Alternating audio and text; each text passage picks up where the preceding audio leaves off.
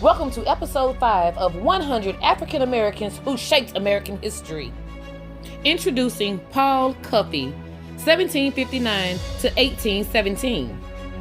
Paul Cuffe was the founder of the African nation of Liberia, named for liberty, the first free nation in Africa employing the principles of the U.S. Constitution. He was born free in Cuttyhunk Island in Massachusetts. His father, Cuffe Slocum, was a formerly enslaved man who married a Wampanoag woman. As a teenager, Paul Cuffe dropped Slocum from his name and instead adopted his father's first name as his last name. By the end of age 16, Cuffe had left home and earned his living by the sea.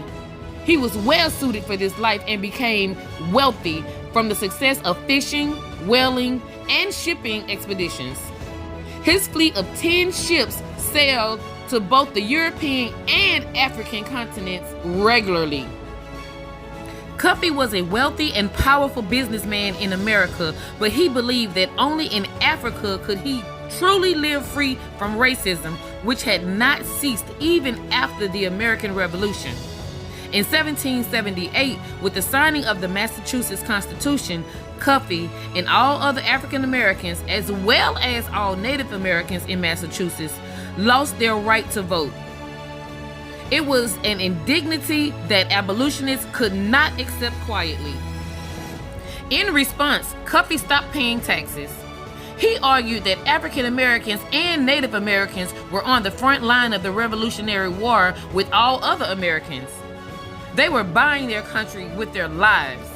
In 1783, a Massachusetts court voted in agreement with Cuffe and his supporters and reinstated voting rights to all free, tax-paying African Americans. This was Cuffe's first political victory. He went on to build a school on his farm for the children of his community and soon after launched a plan that earned him the name Father of the Black Back to Africa movement. In 1810, Cuffe made his first trip to Sierra Leone in Africa. He traveled there with the purpose of finding an African American colony that would support itself through trade with the United States. 5 years later, he traveled back with 38 of his first settlers. Once the American Colonization Society convinced Congress to acquire African land for the settlement of the free Americans, Liberia was founded. Over 14,000 Americans returned to Africa over the next 30 years.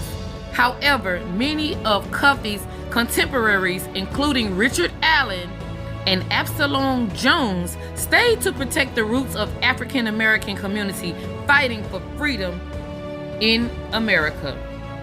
Thank you, and I hope you enjoyed episode 5 of 100 African Americans who helped shape American history. Paul Cuffe, 1759 to 1817.